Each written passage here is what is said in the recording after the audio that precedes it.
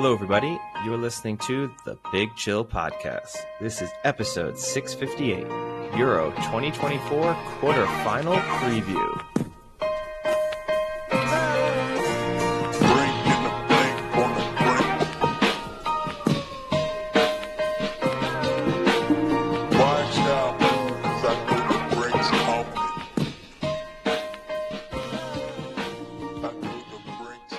Hello, Big Chillians. Welcome back to the Big Chill Podcast. I'm Frank, joined as always with Eddie. Eddie, you get a lot of heat for being anti-American, but I don't think there could be anything more anti-American than you requiring me to come in to record a podcast on July 4th. You anti-American bastard.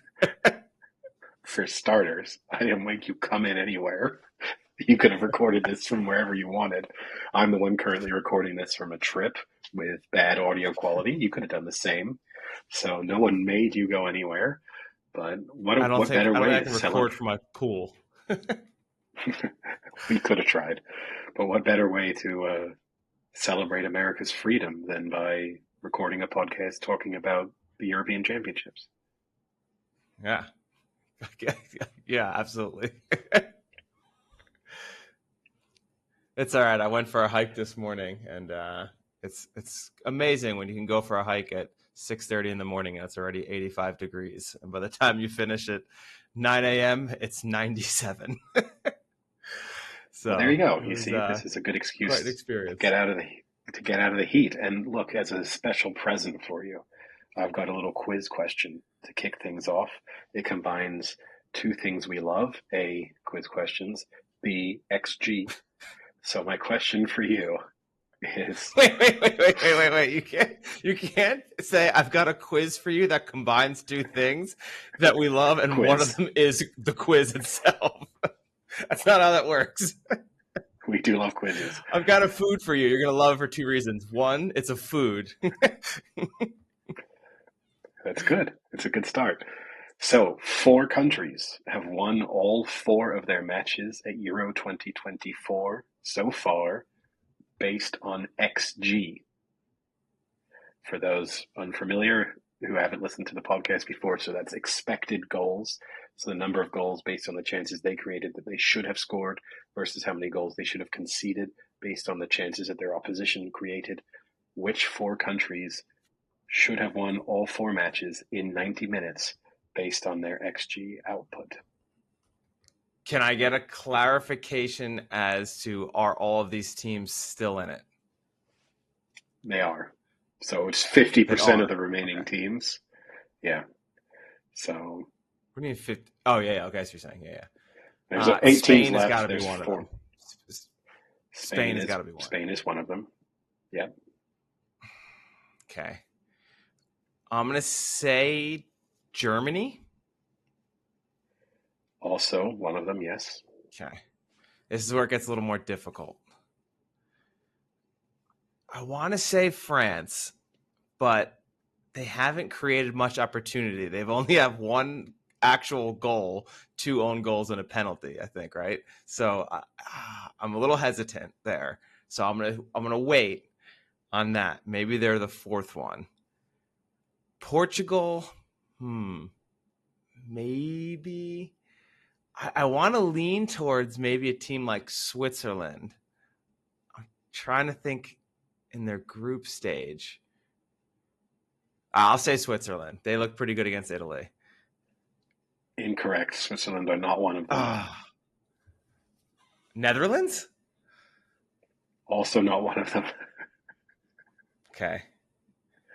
I think maybe I didn't want to bite into the trick of it being England, despite how poorly they've looked, but I don't think it is. Is it? England also not one of them. Because I remember the match we watched. I think they were behind on the XG. I guess I'll have to go Portugal and France then. Correct. You should have trusted your original instincts. Those are the 4. Yeah. Germany, Spain, France, Portugal. Kind of the obvious all answers, on one side. Yes. Yeah. The remaining, one half of the draw and the others. You know, when you look at the XG breakdown, not match by match like that, but based on performance overall over the course of the tournament, Spain and Germany are kind of standouts based on the number of expected goals they Yeah. created versus given up. England, basically the most boring team in the tournament so far. Better than Turkey?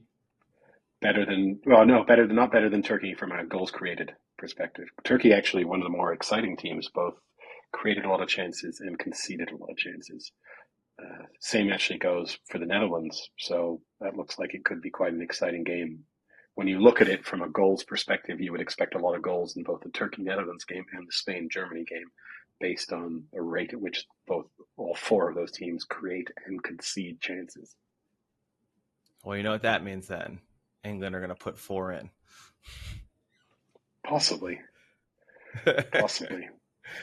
So obviously this is our Euro 2024 quarterfinals preview. Should we get straight to those 4 matches? Yeah, we can. So we can do Spain, Germany first. We can start on that side of the bracket. I think this is the most exciting match of the quarterfinals. Pretty much to what you just said, they've been head and shoulders above everybody else when it comes to, I think, just the performance level and the overall consistency. But I mean, we've talked several major tournaments now about Spain, that they have a real knack for looking unbeatable against very beatable teams, but then seem to kind of slow down that momentum when they actually come into contact with a really good team. And I think Germany are a very good club. So country, I'm interested to see what you think. Country, yes. Yeah, this is an interesting one. Obviously, they played each other at the 2022 World Cup in the group stages and drew 1-1. So that's the kind of most recent competitive fixture. That wasn't that long ago. That was the 27th of November, 2022. So, that was a fairly even match overall. Germany maybe slightly edged it from a sort of opportunity standpoint. Spain bossed it from a possession standpoint. So maybe we'll see something similar along those lines. Before I say my feelings, one interesting statistic that I came across, though, is that, people often talk about in these major tournaments the advantage of being the host nation. No host nation has ever been eliminated at the quarterfinal stage of a European Championship. All 4 previous hosts to make a quarterfinal have gone through. So that's England in 1996, who won a penalty shootout against Spain, the Netherlands in 2000, who beat Yugoslavia 6-1, Portugal in 2004, who beat England on penalties, and France in 2016, who beat Iceland 5-2. The one, I'm sure some people will listen to that and think, well, England were hosts of the 2020 Euros, and they made the final. But obviously, it's worth remembering they played Ukraine in the quarterfinals, and that match actually didn't take place in England. So although England was a host nation, the match was not actually played on home soil in the quarterfinal stages. So a little bit of an asterisk there, but I guess you could kind of add them to that list. Germany, often spoken about the pedigree that they have in knockout competitions. This will be the 19th time that they've played a quarterfinal in either a World Cup or a European Championship. That's 14 World Cup quarterfinals, 5 European Championship quarterfinals. It's the most of any European nation combined. And they have progressed in 15 of those 19 quarterfinal ties, including all 4 times when they reached the quarterfinals of the Euros, 1996, 2008, 2012, 2016. So Germany have, based on that, 2 really good things going for them: host nation in the quarterfinal stage and just being Germany in the quarterfinal stage. I've been really impressed. This, Eddie. Yeah. When is the last time they've met in either a World Cup or Euros? Well, they played each other in the last World Cup in the group stages, like I said. But you mean in a knockout stages of a in a knockout stage? Oh, I'll give you the easy one. 2008. If you can work out through your years what that would have been. Well, that's Euro 2008. Yep. Spain won Euro 2008. Who did they So beat? Spain, Germany in the final, I presume. Then is that correct? There you go. Yeah, that is Yeah, correct. Do you know who scored the match-winning goal? Fernando Torres. It is Fernando Torres. Very nice. Spain won 1-0 against Germany. Oh, well, at least my mind is still somewhat working. And then they also But met yeah, in no, I've been 2010 in the World Cup the World Cup, in the semis. yeah, which Spain also Spain won. also won. Yep. Yeah, because they won that World Cup. So that's that was a good period for Spain. Uh, these are the two top scoring teams so far. Spain have scored 9 goals. Germany have scored 10. Um, I they've been the most impressive teams so far, I would say, from a sort of objective standpoint. Uh, I've been really impressed by both of them. However, I still have more lingering doubts about Germany than I do about Spain. I just think maybe it's just a bit of a hangover based on what we've seen from Germany over the last three major tournaments. Those, the group stage exit in the last World Cup, the performance against England in the knockout stages at Euro 2020, the disappointing performance in 2018 in Russia. So I think I think I'm going to give the edge to Spain just because I think they've looked the more complete team over the last few years, but it's really almost too close to call. Yeah, I'm inclined here to take Germany. I think for some of the stats you gave, most particularly being the home field advantage here, I think there could be countries that this competition could be played in where I don't think the home field advantage would be that significant. But Germany, to me, just feels like a pretty strong advantage to have with the crowd there. And I just think right now they're clicking really well, and I just think they can hold Spain and get like a 3-2 win. I think it is going to be a high scoring match, but I think they can outlast them and outscore them. And then they've looked good scoring. I mean, they've created so many chances. Musiala's looked great. I think this is going to be a real. I mean, he's always been highly regarded, right? But I think this is kind of really putting on a center stage performance right now. So I think I expect him to score again. He's right now tied for Golden Boot with 3. So, but yeah, I mean, it's crazy for me to think Kai Havertz has 2 goals and there are major calls for him not to start. Like he No, I hasn't mean, been that terrible, but that's just the level they're playing at right now, where you have someone like Kai Havertz where people are calling for him not to play. well, I think it's the issue that Kai Havertz has had most of his career, which is it's unclear what his position really is. And when you play him up front in a sort of the 9, it feels like it's not his true position. And I think it leads to people questioning his ability to consistently score goals in that role. Like it's obvious that he contributes a lot to the team over the course of 90 minutes. There's a reason why managers love him everywhere he's gone. But I do have my doubts about his ability to, I think it's a weakness for Germany that they don't have someone up front who you can really trust to take chances, or when you're putting crosses into the box who you think will be there to finish them. And so I think when you compare these sides, which on paper stack up pretty nicely against each other, I have to give the edge to having Morata up front versus having Kai Havertz. So that's one of the reasons why I trust Spain slightly more. I think you're right that this could be a bit of a coming out party for Musiala, sort of really announcing himself as one of the superstars in world football. You could say the same thing about Lamine Yamal. Obviously, he's only 16 years old, so that's a very early coming out party in his case. But if he has a big performance against, a host nation, historically great side like Germany in the quarterfinals of a major tournament, then that really will put him on the map for, people who may not be necessarily paying as much attention to football as they should, or Spanish football. There's a chance that he might have been slightly overlooked by people along the way, especially because obviously Barcelona have not been great in the time that he's been in the side. So yeah, I don't know. I think it's really, really is too close to call. I think any possible outcome could happen from this. By that, I mean, I think either of these sides could win in 90 minutes, either of these sides could win in extra time, or either of these sides could win on penalties. None of those outcomes would surprise me, which isn't the case for all of these quarterfinal matchups. And I'll just give the slight edge to Spain, but I won't do it with tremendous confidence.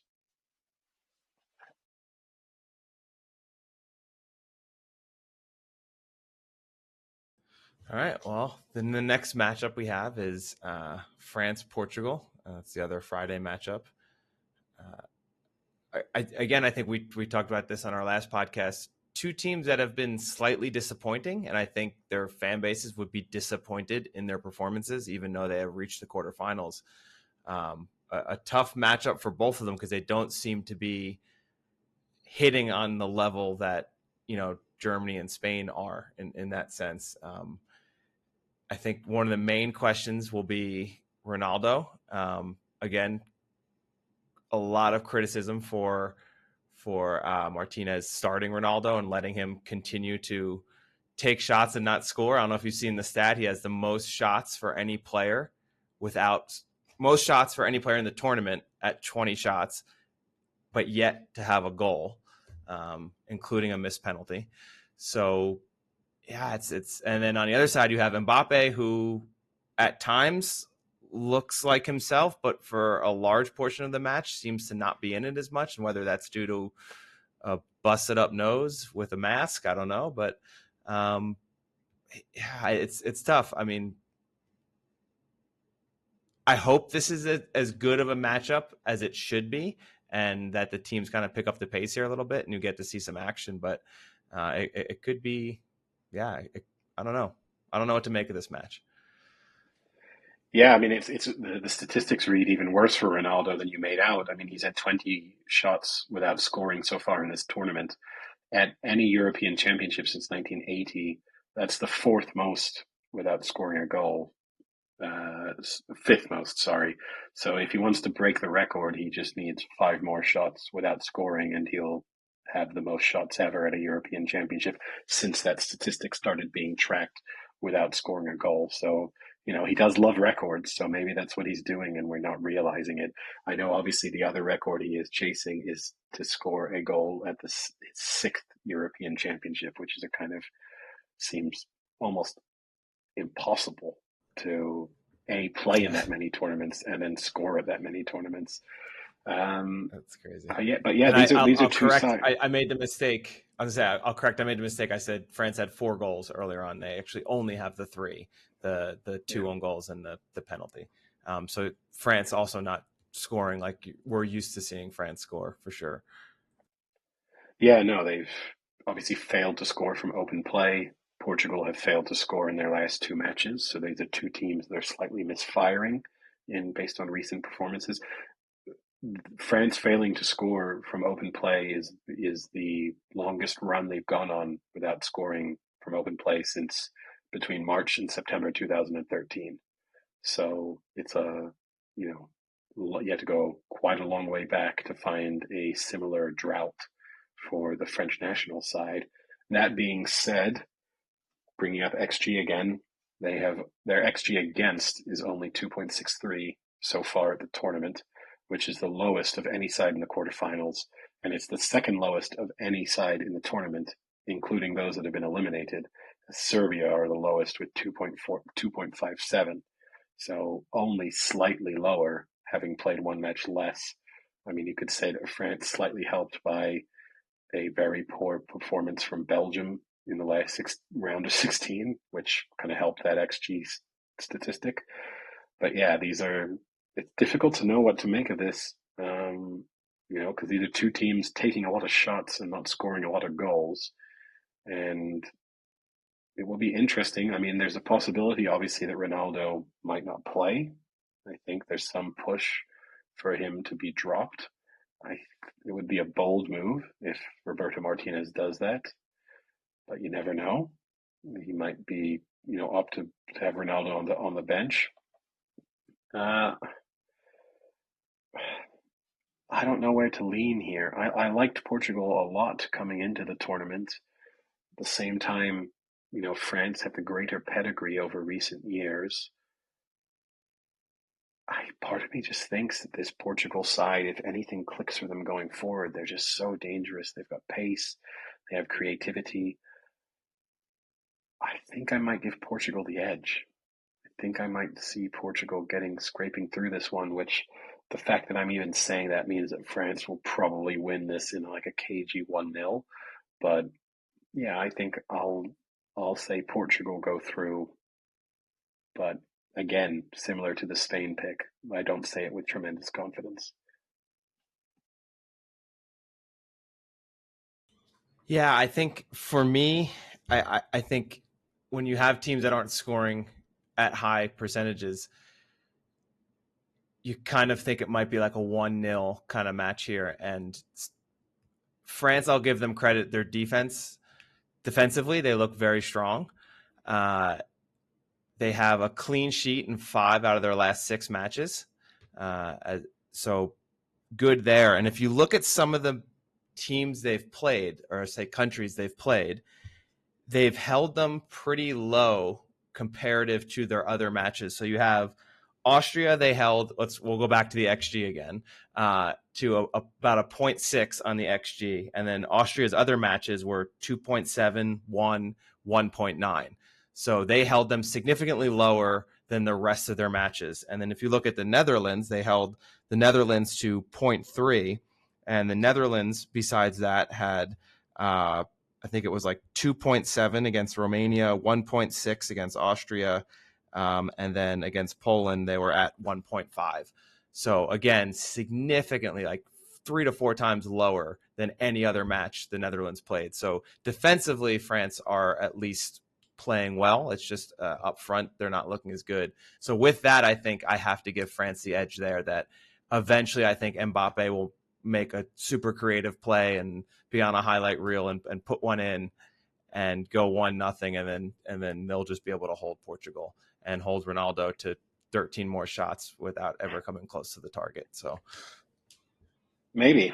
I mean, the good news for Portugal, obviously, this is a tough opponent to face at the quarterfinal stages. But if they can beat France at the quarterfinal stages, it's worth noting that on the 4 previous occasions where France has lost a quarterfinal at a major tournament, which is 1938, 2004, 2012, and 2014, all 4 of the teams that beat them at the quarterfinal stage went on to win the tournament.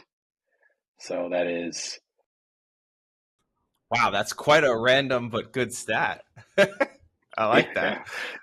yeah, Italy at the 1938 World Cup, Greece at Euro 2004, Spain at Euro 2020, 2012, and Germany at 2014. So basically, if Portugal win this, they should go odds on to win the Euros. And then we can move on to Saturday's matches, and we'll start, I guess, with Netherlands Turkey. And I think this one, to me, is pretty straightforward. I do really like what you said earlier on. This could be a very high-scoring match, and it could be the most fun to watch from a viewer standpoint. It could just be back and forth all match like the last Turkey match was. But I just think the Netherlands are too good here, and they have way too much talent compared to Turkey. And while I do respect what Turkey is doing to continue moving on, I just think the Netherlands will overpower them here, and I think they'll win pretty comfortably. I would say, at least by 2 goals. Yeah, I mean, on paper, this looks like the most straightforward of the quarterfinal ties. The Netherlands are in really good form. They're scoring goals, pretty much at ease, minus that match against France that they played in the group stages, which is obviously the toughest game that they've played so far. They've had the 5th most shots in the competition. That being said, Turkey have had the 6th most shots in the competition so far. Uh, Interestingly, the Netherlands have had the 6th highest XG so far at 6.56. and Turkey have had this eighth highest XG so far at 6.11. So again, that's why when you look at it on paper, this should be a fairly high scoring affair. I think it's also worth factoring in that Turkey have had the worst discipline of any side in the European Championship so far, with 18 yellow cards. In the history of the European Championships, only the Czech Republic in 1996 have received more cards in a single tournament. They had 19 yellows and one red. So there's a very strong possibility that Turkey will become the worst disciplined side in the history of the European Championships just in this quarterfinal, regardless of whether or not they progress. Maybe even more likely if they don't, as that might lead to some more ill discipline later on in the match. Arda Güler has been one of the stars of the tournament so far. Speaking about Yamal, he's been one of the big breakout stars. He's been good, but this is a very complete looking Dutch side for the most part.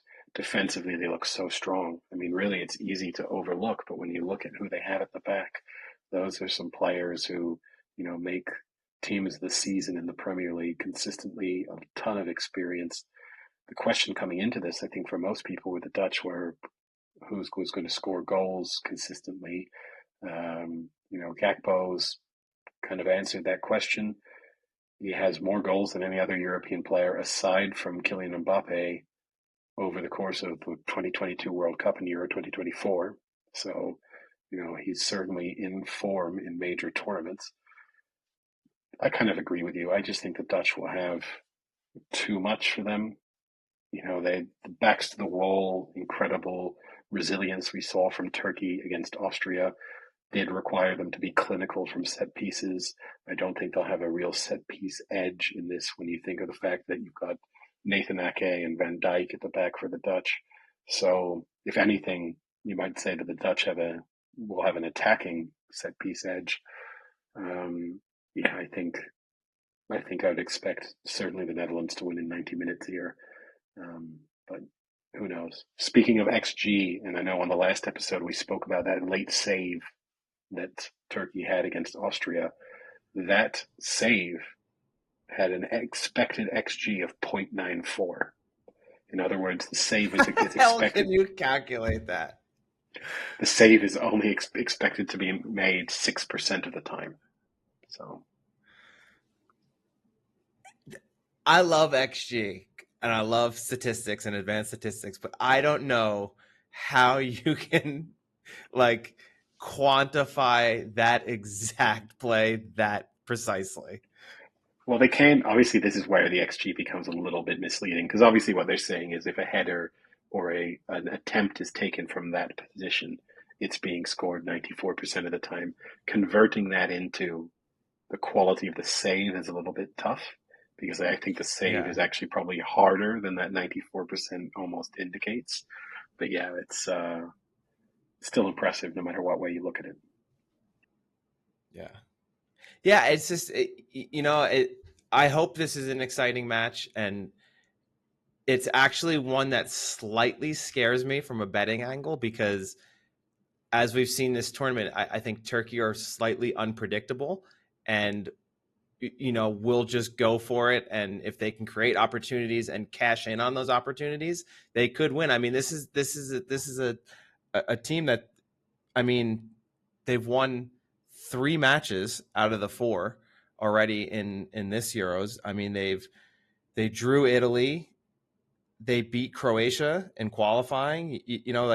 They beat Germany in a friendly where all of the players were playing. Like, it wasn't a B squad Germany, that was their A squad they put out and beat Germany pretty fair and square. So this is a team when they show up and if things go right and they can actually get goals off of those opportunities, like if they can match their XG, they could pull out another upset here. It's just one of those things where they're going to create opportunities off the break, but they're just going to have to cash in on maybe every single one of them because I think the Netherlands are going to be able to score as well. So it'll be interesting. Yeah, I mean, it does slightly make me nervous. They certainly couldn't do what they did against Austria. I don't think they could be backs to the wall for, the final 30 minutes against the Netherlands and hope to hold out. I don't think that will work. So even if they do find themselves in front, I think they'll have to show a little bit more initiative than they did against Austria, because otherwise they're just going to invite pressure and eventually goals onto themselves. But you never know. It's knockout football. Strange things can happen. Weird individual events can have a huge influence. So whilst I have a lot of confidence that the Netherlands will prove too strong, stranger things have happened. All right, now on to the final match. That will be the early Saturday match, and that is England versus Switzerland. This is a match where most of the predictions I am reading are seeing Switzerland progress. I'm seeing more Switzerland than I am England, and that's looking at both American outlets, English outlets, and non-American or English outlets. So it's not like it's skewed one way or the other. But yeah, I don't know. I think people here, look, England haven't looked good so far. So, it's like we discussed on the last episode. If they're just going to copy and paste the performances that we've seen from their 4 matches so far, and Switzerland get to do the same, then Switzerland will progress. But I don't know. I think people are being overly pessimistic about this England side and maybe trying to be a little bit too smart for their own good. It starts to become that popular dark horse pick of, well, Switzerland are better than we think they are. That's true, but England aren't necessarily quite as bad as most people are making them out to be. And the reality is that on paper, they have a huge advantage in this match. And if they played each other multiple times, you'd feel confident that England would come out on top. Whether or not they can do that, I'm not going to say this, should be the second easiest of these quarterfinals to call based on world rankings, based on performances at recent tournaments, based on quality of the starting 11 and substitutes available. I'm not quite as down on this England team as most. Part of that is because I'm hoping to see some changes made to this England team that could bring about a positive reaction. Obviously, Gahey has to be left out because of his suspension. It means Konsa is likely to come in as his replacement. Then there's discussion that might see them shift to 3 at the back. I don't know if Southgate is going to make that radical of a change. If he does, then you'd expect that to be Kyle Walker as the other centre back, and for them to shift to having wing backs, which could open up the possibility of Saka playing as a left wing back. And could potentially solve some of England's problems through that kind of shift. Even if he doesn't make that radical of a change in both formation and approach, I guess I'm of the perspective. I just don't think England can be this bad for this long. There's too much quality within this team. And at a certain moment in time, I'm expecting that to come through. And, I might be proven wrong in that respect, but I feel confident in it to a certain degree. I agree with you in the sense that there is too much talent and that it should break through. But I do think that sometimes if there is no clear role and clear guidance as to what needs to be done, then when you have that much talent, everyone is going to want to do their own thing and play their own way. And it just gets in the way of everyone. And I think that could be part of the issue here is where you're trying to you're putting people in positions that they don't fully want to be in. And then they're going to always kind of revert back to what they like to do in a sense, if there's not enough discipline and enough guidance as to where they should be and how they should be playing. So that's what makes me slightly nervous about that. But I agree with you. I think when you just look at this on paper, I think people might be overreacting a little bit. And I think England clearly are the better squad here. And maybe they're not scoring like they should be, but they're still overall not letting in many goals. So I think they can win this match. I think they'll move on. But it is a slight worry. On top of that too, right? This is based on what we've seen from them so far. It looks to be a little bit of a bad matchup for them just because Switzerland do press so well, and they also have a level of pace and athleticism that England really haven't faced so far in this tournament, which you combine those two things, and it feels like it could really play on some of England's weaknesses. But I don't know. I always think in most sports, when the upset becomes the really popular pick, it's usually wrong.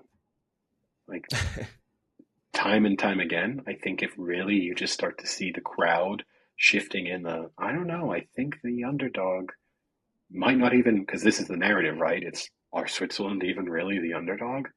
That's when Yeah. the underdog loses. That's when, historically speaking, in most sports, if you just have a little bit of confidence in the better team, things tend to go your way. And, that's a dumb reason in some respects to be confident in one side winning, but it is kind of adding to my confidence. I guess it's worth also saying these are two potential, well, one definite milestone for Gareth Southgate, as it will be his 100th match in charge as England manager. He'll be Oh. only the third English manager in history to reach 100 matches. And also, if England win, it will be their 50th win at a European Championship. Only Germany, Italy, France, Spain, and the Netherlands have reached 50 wins.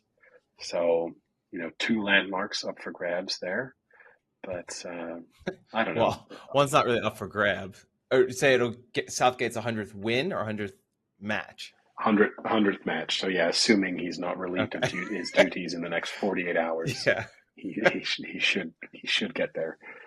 But I did see Luke Shaw because I'm now on Luke Shaw watch every morning. I type in, you know, what's Luke Shaw up to right now, and he was a full participant, 100% full participant in practice. Got really excited. Then I saw the picture, and he still has a massive knee brace on as a full participant. So I don't know what that means. The picture doesn't look as promising as the words do. Like when you read it, it sounds great, and then when you see it, I'm still concerned. And I, I'm I don't concerned know. over look, a healthy Luke Shaw would be a very good addition to this side, but there's two levels of fitness. One is just your pure fitness. Can you play? Can you move? The other is your match fitness in terms of being up to speed. Yeah, Luke Shaw hasn't played a league match for Manchester United since the 18th of February. So you're now having this expectation that a player who hasn't basically played a competitive match of football in, what is that, 4 or 5 months, is going to come in and play a quarterfinal of a European Championship and do so effectively. I think that's a lot of pressure. I think in an ideal world, this would be a situation where you can bring Luke Shaw on with 20, 30 minutes to go and help him to find his feet and get up to match speed, and then potentially play him in a semi-final. But to throw him in at the deep end, especially in a situation where England are facing so much criticism, so you have the possibility of, you heard boos over the course of the match against Slovakia. You could hear the same if England are passing sideways and moving slowly against Switzerland. I don't know if that's also the environment you want to throw a player into when they haven't played much football recently. I would rather see three at the back and a wingbacks employed and save Luke Shaw. I think it was a mistake to take him. I think he might have done Gareth Southgate a slight disservice in terms of whatever level of fitness was reported prior to the tournament. But I think it's a mistake to include a player in a squad who basically hadn't played in several months. And yeah. yeah, it leaves I mean, it's England in a it's little bit it's of a definitely a predicament. mistake if he ends up not playing at all. Then I mean, it's a terrible mistake for having a player on your squad that literally hasn't been available to play the entire time. Well, I think it's proven to be a mistake already just based on the fact that we're 4 matches into the tournament and England have had to come up with makeshift solutions to the left back problem, and they could have just picked a pure left back who was fit and healthy instead of Luke Shaw. So it's already a mistake, regardless of how it plays out. Even this leads to Luke Shaw scoring the winning goal in the final. Obviously, he scored England's goal in I was the just gonna in the say, Eddie, final. you say that now. You say that now, but I have a great Euro memory of Luke Shaw. It will still be a mistake, have been a mistake for me, because it's just not worth having a player in a squad where you don't have multiple real options. He's now been unavailable for over 50% of the tournament. So someone else would have been better to have been included. But yeah, I don't know. But yeah, in terms of final prediction, I think England will win this by a couple of goals in 90 minutes. 2-0, 3-1, Wow. something like Couple that. of goals. Yeah. 3-0. Wow. Okay. I said 3-1. I said 2-0, 3-1. Oh, But okay. but I think this will be, yeah, I just think This they'll is the have coming out too party. much. Not necessarily, because I could see them going out in the semifinals against the Netherlands. So, I do think I just think ultimately England have proven themselves in the Gareth Southgate era to be good at beating teams that they are better than. They almost came undone against Slovakia and were seconds away from being dumped out, and then I would have completely changed that narrative. But realistically, under Southgate, they have been efficient against weaker opposition, and I think we'll just see Mm. more of the I same. have a Croatia match in my head that would say otherwise. Well, that the question there is, were Croatia worse than them? This is the Well, question, and according to Edward Hewitt, they were, and they still they are, were and they always will be. fundamentally, yes, in my mind, yes, and Italy were worse than them too. So, but realistically, when there's been a reasonable gap, which there really is a reasonable gap between England and Switzerland, not based on what we've seen so far through this tournament, but based on what the quality of these sides really truly is. If that upsets people for me to think of sports in from that perspective, I don't think it's irrational. It's the same, it's the same reason I'm giving France the benefit of the doubt, even though we've seen virtually nothing from them over the course of this tournament, is because they have quality within that side that we just haven't seen yet. And I think England are the same, and I don't think we're going to see the very best of England against Switzerland, but I think we'll see a side that's too good for Switzerland. All right. Well, in anticipation of that, and with at least one change needing to be made, I have here the you pick your own starting 11.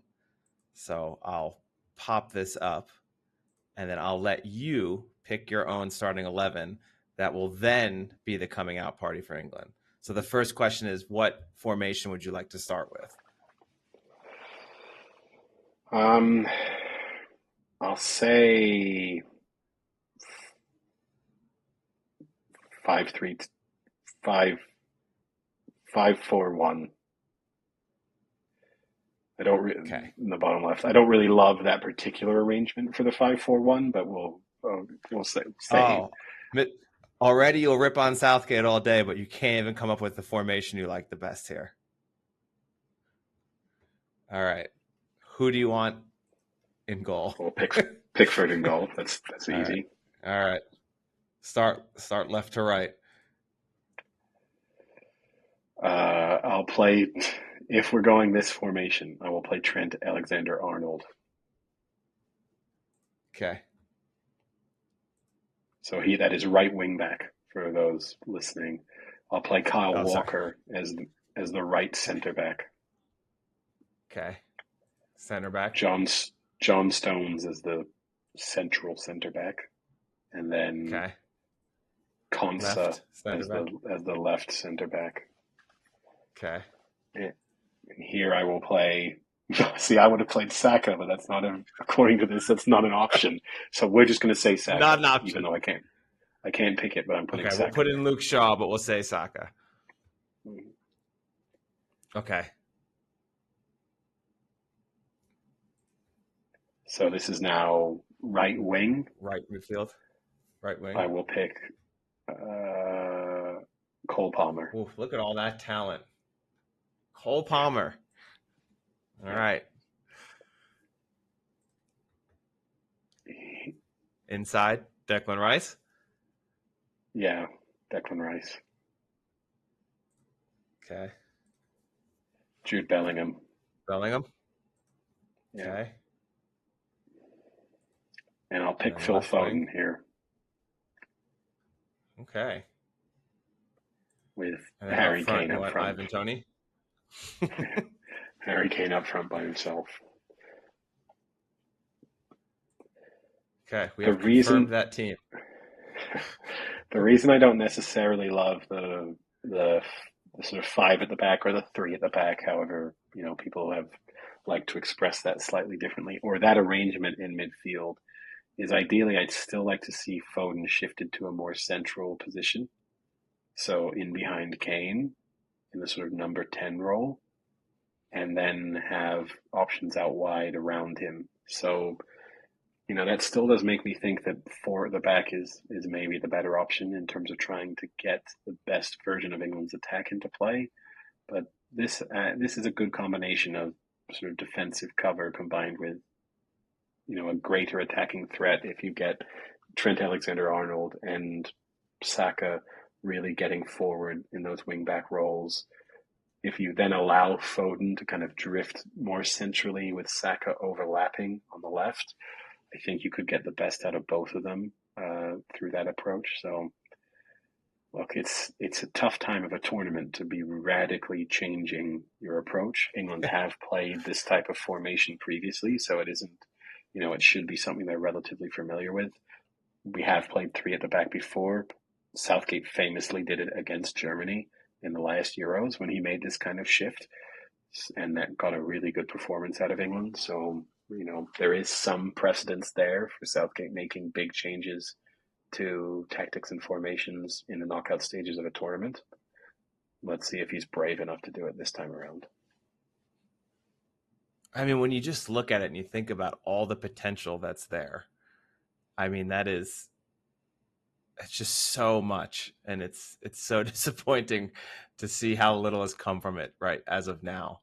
But I mean, this would include Cole Palmer being out there, who hasn't been out very much, and Trent in a slightly different position. Well, that's Trent Alexander-Arnold's best position, because it reduces his requirement to defend, because you get Kyle Walker providing good cover from the kind of right back perspective, but you allow him to get forward and really deliver his attacking threat. So I think the reason why you shouldn't be trying to get players in their best position, because if you do that, you end up with a formation that doesn't really work. But it certainly gets Trent Alexander-Arnold into his best position. Obviously, it's not in Saka's best position. It's not Kyle Walker's best position. It's not Phil Foden's best position.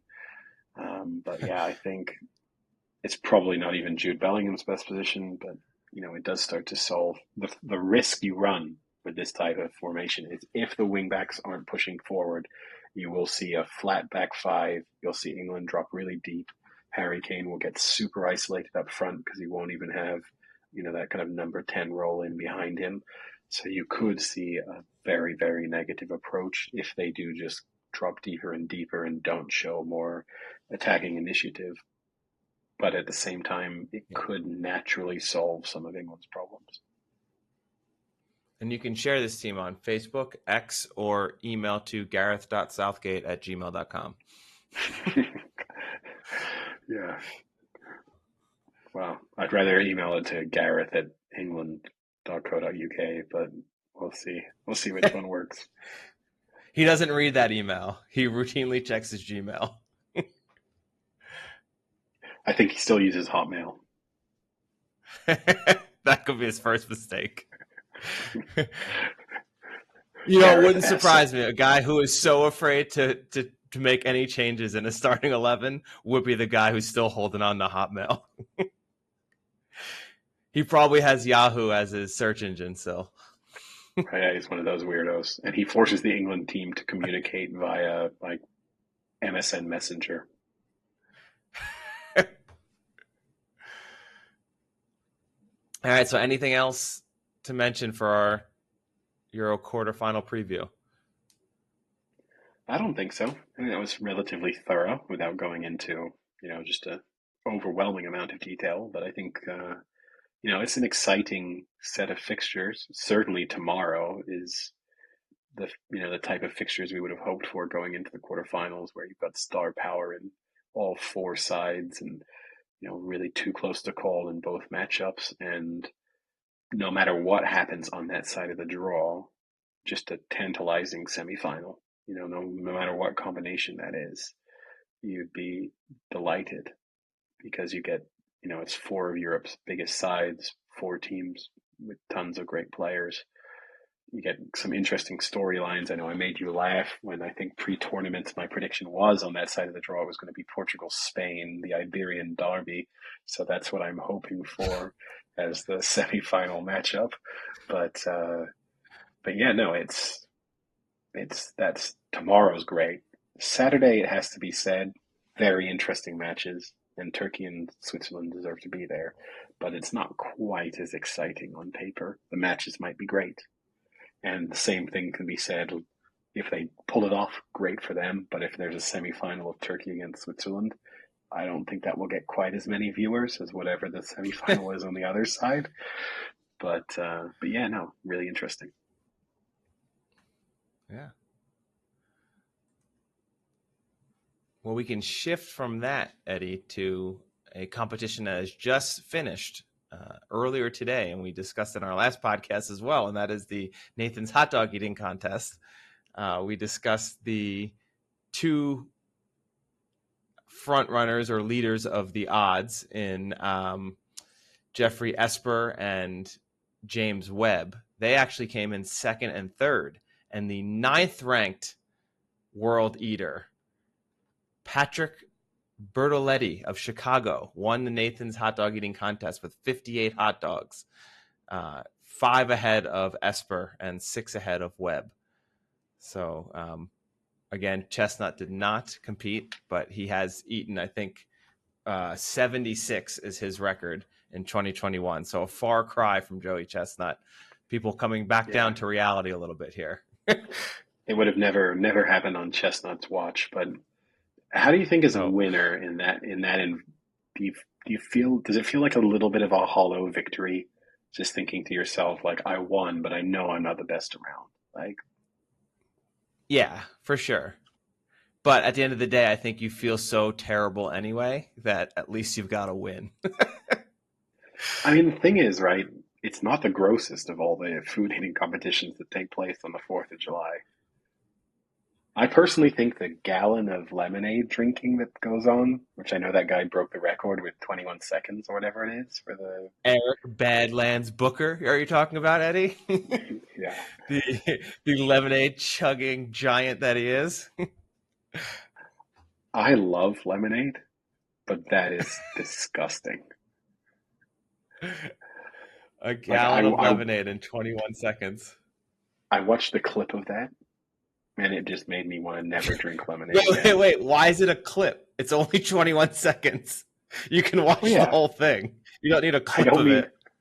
I don't mean the clip of the drinking. I mean the clip of the contest as a whole. But, I mean, he demolished the field. No one else was even close to being finished.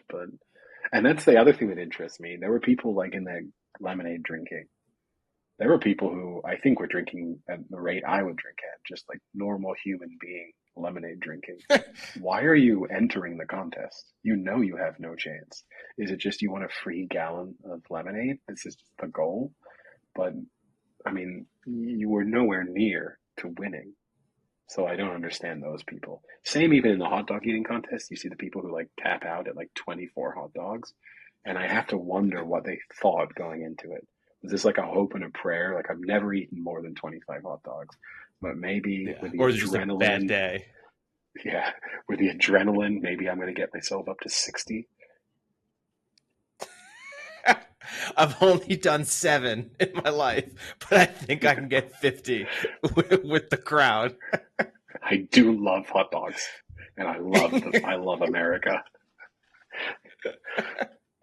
I mean, I think the real crazy part is in the women's division, Miki Sudo has won every year since 2014, except for the year she took off her maternity leave.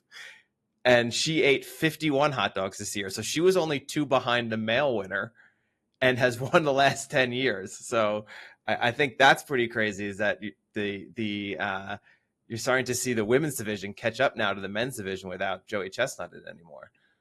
It kind of surprises me. What a day to be alive. What a time of a life to be alive here. It does kind of surprise me. I never thought I'd see the day. But it surprises me that we need a gender divide in eating competitions. I don't know why. I mean, it kind of makes sense from a size perspective, but then most competitive eaters actually aren't that big. So Yeah. I, it feels like they should be able to compete on an even playing field. I don't know. Just, but I think from the hot dog eating, I think we have to go back to like you need to eat hot dogs like a normal person. And if you don't do that, like you can't you can't separate the bun and the hot dog. You can't dip it in water. You can't do any of that nonsense. I just want to see people eat hot dogs. And I'm happy for that number then to drop to 25, but to watch them actually just eat a hot dog properly.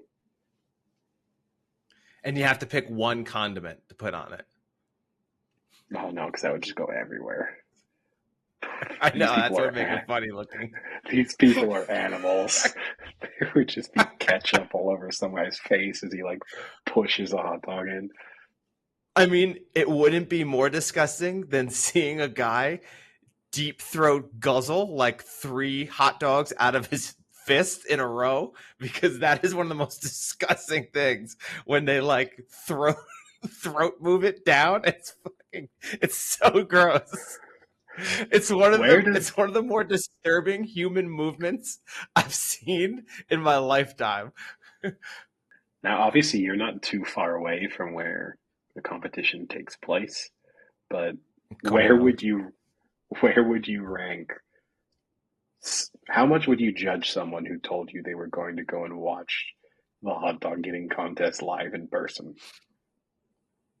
Yeah, I actually had this as a question as well, because in the article there's a picture of like clearly a couple attending it with their Nathan hot dog hat on and like staring into each other's eyes as if this is such a great moment we're experiencing. And all I could think of is, what who is this fucking couple that is thinking July 4th, what I want to do is sit in traffic for an hour and a half to get to a hot dog eating contest surrounded by thousands of other people and see men and women deep throat guzzle hot dogs until they likely vomit. That's Who do my you, 4th of July. what makes you lose more respect for me? I tell you I'm going to the Nathan's hot dog eating contest as a spectator just to watch, or I tell you I'm going to the NFL draft to just stand in a mass of people and watch that take place. Which do you judge me for more?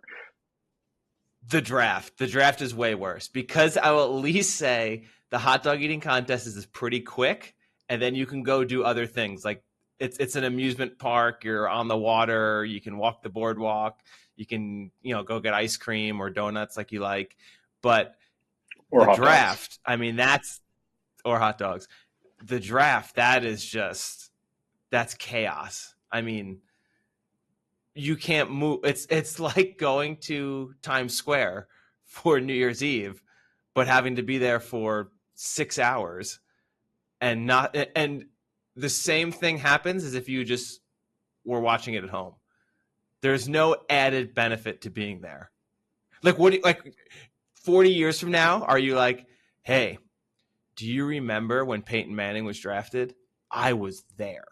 Like, wow, good job. Well, I think if you started this story like that, I would presume you were much more there than you were going to be there if you said I was in the crowd watching it. That would make me think you were in like the draft room and be like, oh, wow, that The must have been draft room. cool. It's like, no. I wasn't like backstage. Like I didn't have access to players. I was 17 rows back standing for 5 hours. And then every once in a while, like I didn't really react to most things, but like I'm an Eagles fan. So when the Cowboys came up to make a pick, I booed really I loudly. booed. Like Yeah. that was what I did. And you know what? I didn't just go day one. I went day two as well. You know what? Then I went day 3. I loved it so much.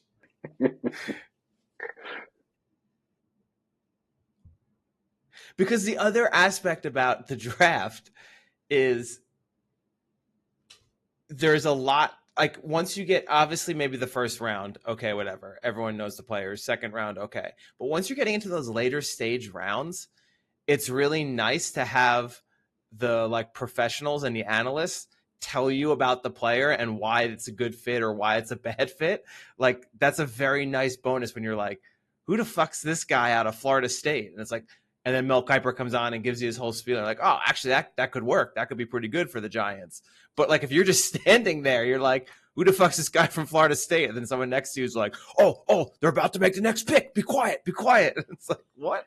Oh no, it would be even worse because in addition to that, you would definitely be surrounded by people who probably don't really know who the guy is, but are trying to sound like super informed. So are definitely you're going to overhear loud conversations of like, no, I watched some Florida State games this year, and that guy really impressed me. Like some great tackles for losses, like just high energy, really seemed to hustle. Like he stood out on the field. Like you're going to hear a lot of that stuff. And it's like, actually, it turns out he doesn't play for Florida State. He plays for FIU. Oh yeah, no, I'm that's the guy I'm thinking of. All right, Eddie, to celebrate America, I have saved this. I saw this about a week or two ago, but I wanted to save it because we've briefly touched on it before, but we talked about it on the world stage. And now I want to talk just about the United States, and that's the biggest fast food chains in the United States in 2023. And this is by total sales. Again, I will reference this as saying is the chains are, quote, quick service or fast casual. Does not specify food. It is any part of that industry that is quick service or fast casual. That does not include casual dining or family style chains like a Cracker Barrel or an Applebee's. Do you want to try and tackle the top 10 or the top 5? Let's go top 5 and see how I do. But okay. If I take a guess and it's top 10, just tell me it's top 10, I guess. Okay. Now, are you going to try this in order? No, I think that would be maybe impossible. I'll put Starbucks in the top 5. Starbucks is number 2, 31.6 billion in sales. I'll put McDonald's in the top 5. McDonald's number 1, clear favorite, 53 billion in sales in 2023. So you've got 1 and 2.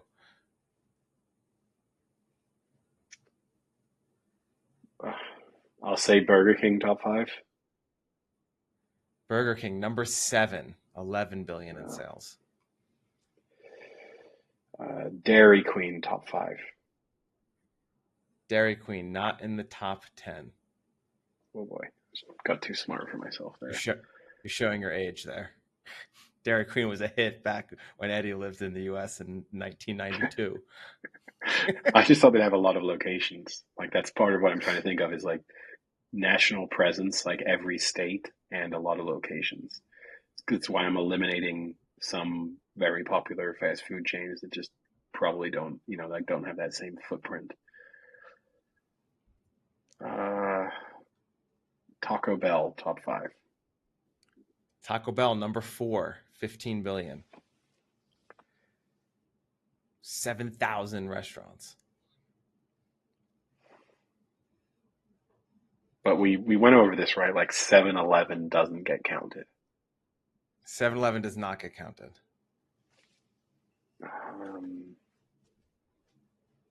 Who am I missing?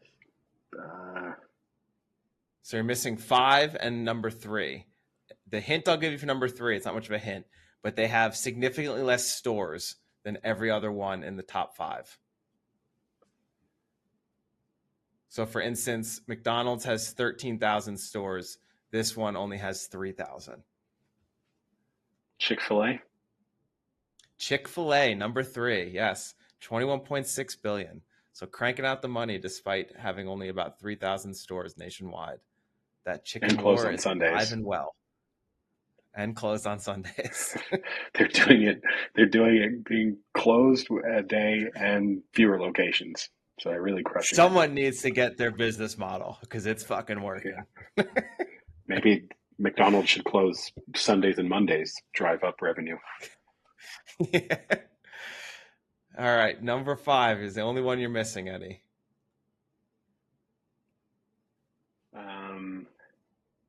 Dunkin' Donuts. Dunkin' Donuts is number 6. So close. Chipotle. Chipotle, number 9. Also close. You've now got 7, 8, 9 as well. Or 6, 6, 7, and 9 as well. Number 5. What am I missing? All right, give me a style of food. I will say I think it has an item that you enjoy. You've talked about it in Oh, several podcasts. Wendy's. Wendy's, number 5, 12.3 You're billion. thinking of the Frosty. Yes. You say this, but again, the story is I enjoyed the Frosty as a kid and then had a But Frosty not as the an adult. chocolate.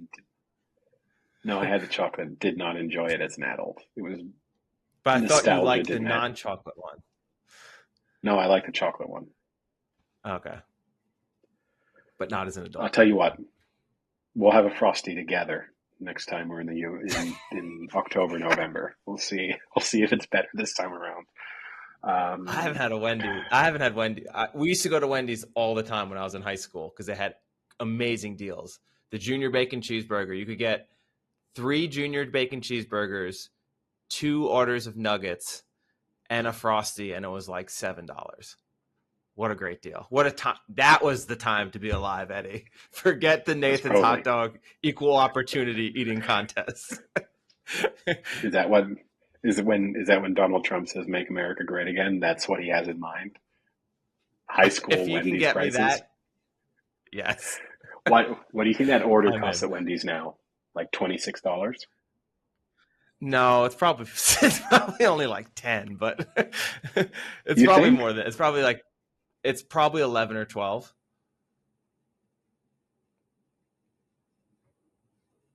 I mean, obviously depends on the state as well.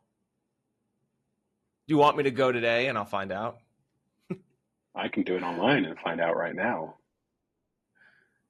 But are you doing it through like DoorDash? Because then it'll be different. Now order.wendys.com. So I can do it. So 2 junior bacon cheeseburgers, 2 4-piece chicken nuggets, and a Frosty is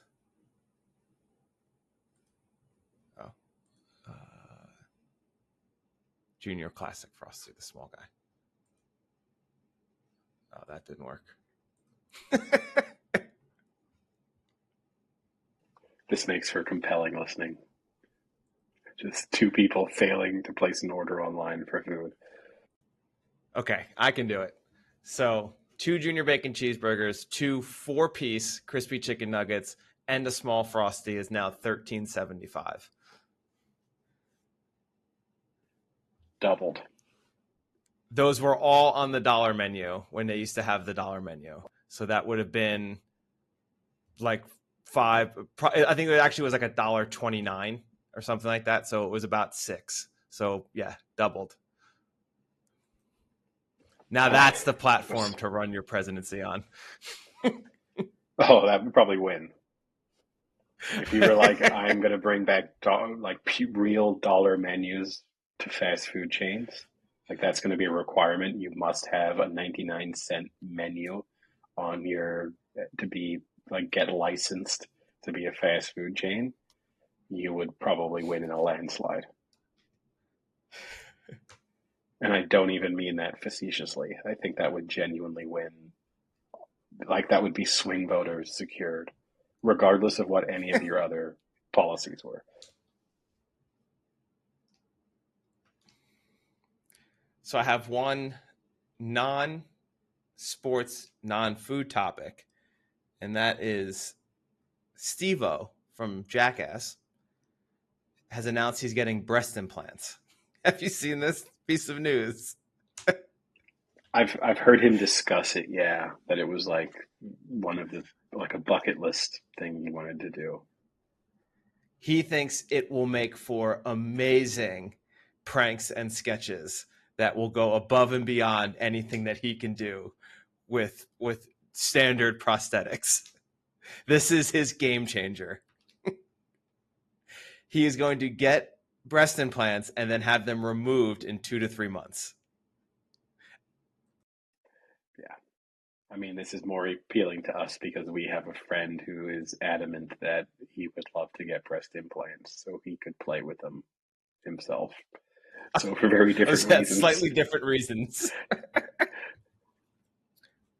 But yeah, I don't know what makes that more funny than just having like prosthetics. Like I assume then he's going to be taking his shirt off and making people feel him up or something. It's like, I mean, at what point? I don't understand. At what point does someone need to tell Steve-O that it's time to just let it go?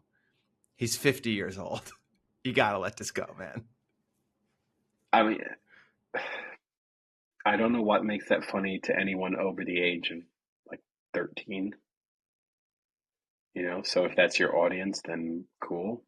But and actually, I'll give Steve-O his credit. His podcast can actually it's okay. I've listened to a couple of episodes when he's had specific guests on, and it's not terrible.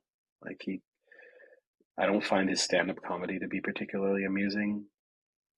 And like I was never the biggest Jackass fan in the first place, but I've definitely totally aged out of the humor related to Jackass. Like people just hurting themselves on purpose doesn't make me laugh at all. Like I can't imagine doing half the things they do.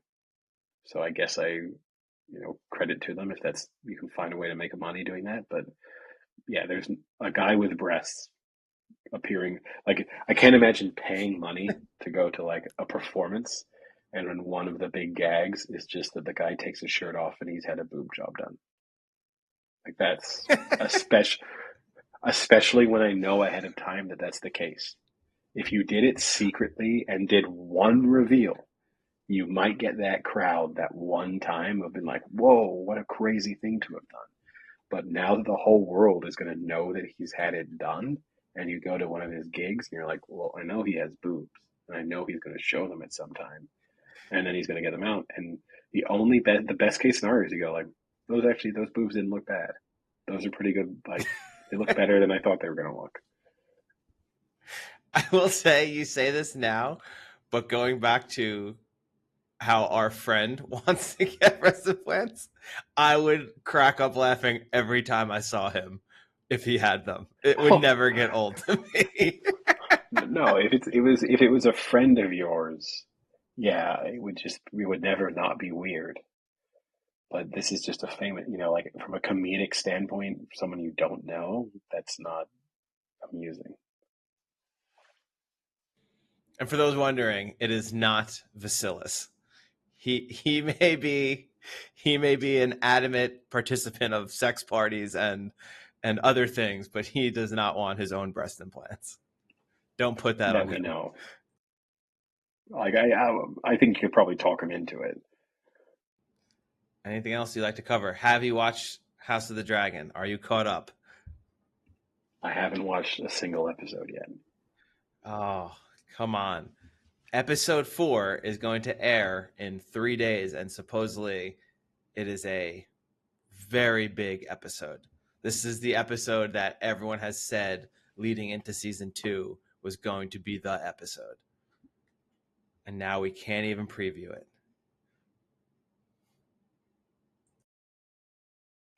We'll have to do episode 5. Can you catch up so we can discuss episode 4 next week? I told you, I made a promise to you last episode. I gotta put it this way. What else are you doing right now? You can't eat. You can't drink. Oh no, I can eat. I can eat and drink again. I can't drink alcohol, but I can. These are like death sentences for you. I drink water.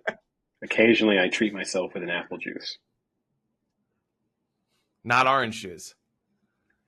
No, I'm supposed to kind of avoid orange juice too because of the acidity. The citrus. So, yeah. So it's apple juice or cranberry juice. Those are my And I have to admit, I like both of those. I have mostly been drinking water. I did buy a bottle of like organic, no sugar added cranberry juice, Water. and that thing was undrinkable. And I know maybe the goal is to mix water in with it. I don't love mixing water and juice, like the balancing. I don't know, that always like That's psychologically gross. bothers me. A lot of people do it, but it's not me. And and yeah, that cranberry juice, I couldn't do that.